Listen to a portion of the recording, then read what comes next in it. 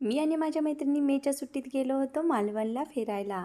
तिथे आम्हाला करायची होती खूप सारे वॉटर स्पोर्ट्स आणि त्यासाठी आम्ही मालवणमधून वॉटर स्पोर्ट्स करण्यासाठी आतमध्ये चाललेलो होतो. तेही अशा एका बोटीतून. बीचपासून वॉटर स्पोर्ट्स करण्याकरता ज्या ठिकाणी आम्हाला जायचं होतं त्या ठिकाणापर्यंत आम्ही बोटीतून अशा प्रकारे समुद्राची सफर करत होतो. खूप छान वाटत होतं. जात असताना आम्ही गाणी म्हणत होतो. त्याचबरोबर खूप एन्जॉय छान करत होतो आम्ही.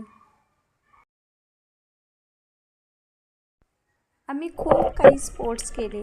तर त्यामध्ये आत्ता तुम्ही जे बघत आहात ते म्हणजे स्कुबा ड्रायव्हिंग. त्याचबरोबर आम्ही मोटर राईड, तसेच बनाना राईड आणि पॅरासेलिंग अशा प्रकारचे अनेक थरारक स्पोर्ट्स म्हणूया इथे मालवणमध्ये आम्ही केले. आणि हे करत असताना आम्ही फर्स्ट टाईम म्हणजे आमच्या लाईफमध्ये पहिल्यांदा अनेक जणी ह्या गोष्टींचा अनुभव घेत होतो. मी तर पहिल्यांदाच हे सर्व काही अनुभवत होते. कारण फक्त समुद्रकिनारी येणं आणि होडीतून समुद्राच्या कडेला थोडंसं फिरणं इतकंच मी केलं होतं. पण हे असं इतके स्पोर्ट्स केले नव्हते. ते मी पहिल्यांदा करत होते.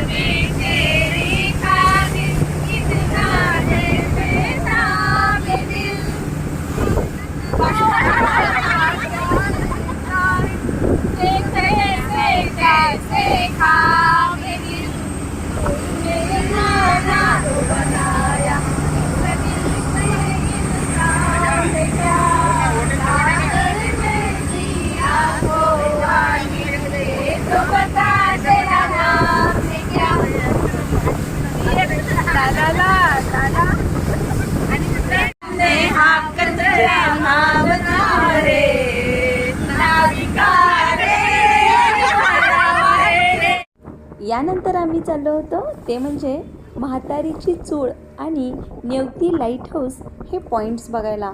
जात असताना बापरे असा थरारक अनुभव मला येत होता की काय सांगू. मनामध्ये इतकी भीती होती कारण ना अशा या खोल समुद्रातून मी प्रथमच इतका लांबपर्यंत प्रवास करणार होते. जवळजवळ 30 किलोमीटरचा हा प्रवास असेल आणि हा समुद्रातून प्रवास करणं माझ्यासाठी तर रोमांचकच होतं. कारण मी इतक्या आतपर्यंत कधीही समुद्रात आजवर गेलेले नव्हते.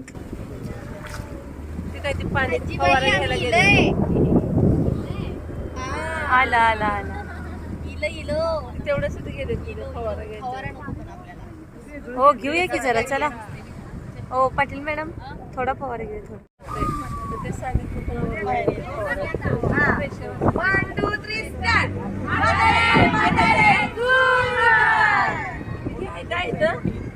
काय दाब द्यायला लागलाय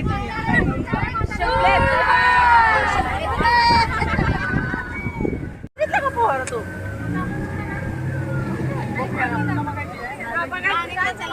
असंच जाऊया ना आपण. त्यांच्यामुळे बघायला मिळालं नाही.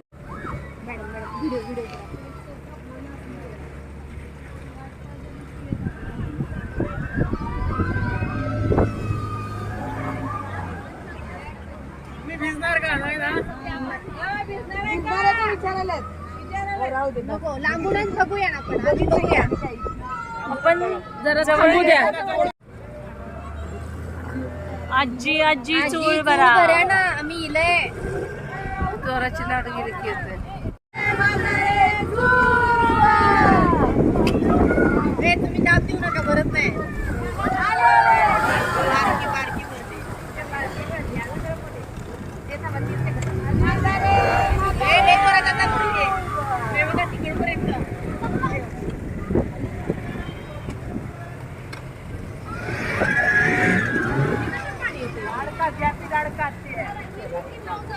हे सगळे काय चालले बाबाची रूम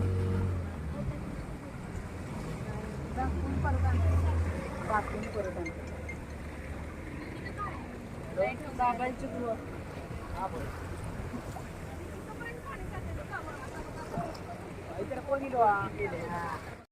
शोधण्यासाठी आपण कुठे आलो ना, याला वेंगुर्ला लाईट हाऊस बोलतात आणि लिवची लाईट हाऊस बोलतात. आणि हा शिडी याच्यात वरती ना स्टाफची ना माणसं आहेत 3-4 लोक, एक इंजिनियर असतो आणि 3 अशी स्टाफची माणसं असतात इंडियन गव्हर्नमेंटची गृह खात्याची लाईट असती.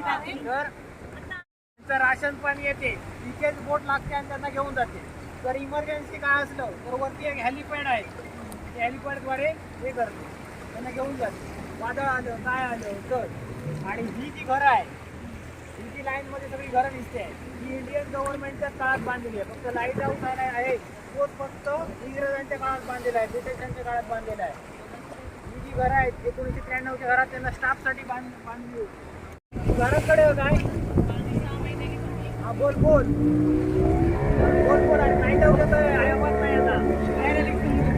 हॅलो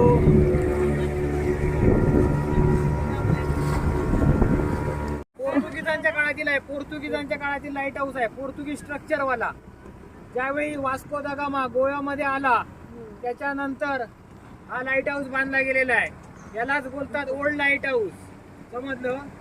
पहिल्या काळात हा लाईट हाऊस आहे. न्यू लाईट हाऊस हा सोलरवर होता, डिझेलवर चालू होता. पण हा लाईट हाऊस वरती गोलाकार आहे, त्याच्यामध्ये मशाल पेटवा. पोर्तुगीजांच्या काळातील आहे, पोर्तुगीजांच्या काळातील लाईट हाऊस आहे, पोर्तुगीज स्ट्रक्चरवाला.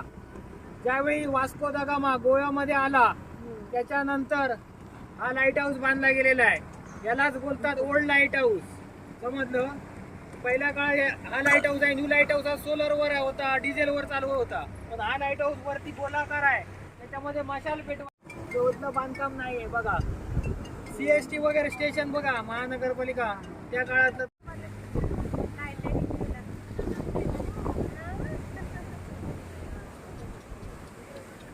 बाबाचा पवार बाहेर येणार, बाबाचा पवार हा बघा.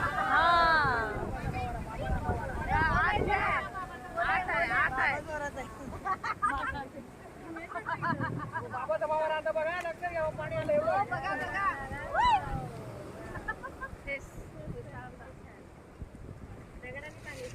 आणि हे जात असताना तुम्ही बघू शकता की ह्या समुद्राच्या लाटा, ज्या अफाट लाटा अशा म्हणूया, त्या लाटामुळं बोट काय व्हायची, बऱ्याच वेळा हेलकावणी घ्यायची. मग मनामध्ये ना प्रत्येकीच्या भीती होती की काय होईल असं.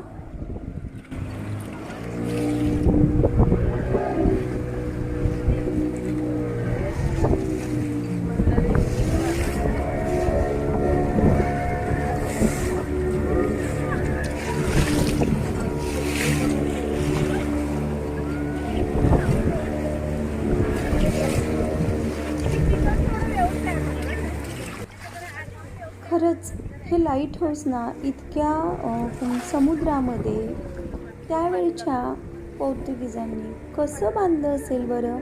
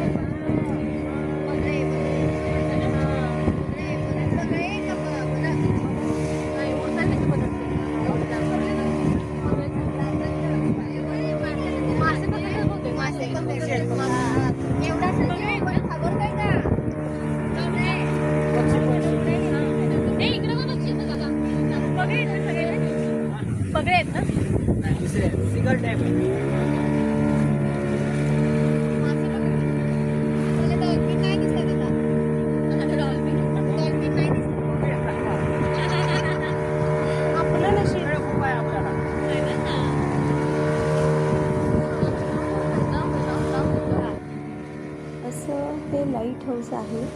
आणि तिथलं जे बांधकाम आहे ते अजूनही आपल्याला ना म्हणजे जिवंत वाटतं.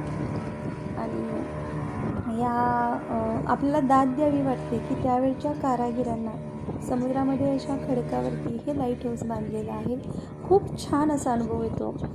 आपण ज्यावेळेला बोटीत बसलेलो असतो ना त्यावेळेला त्या समुद्राच्या लाटांमुळे बोटीचं हेलकावणं देणं, त्याचबरोबर सगळीकडं असणारा हा अफाट असा सागर, त्याचबरोबर आधेमध्ये असणारे हे खडक, पर्वतासारखे उभे असणारे समुद्रातले हे खडक आपल्या मनाला ना कुठेतरी वेधून घेतात. हा सागरसुद्धा किती अफाट आहे आणि त्याचं कर्तृत्व ना आपल्याला हे 2 पॉईंट्स पाहिल्यानंतरच लक्षात येतं.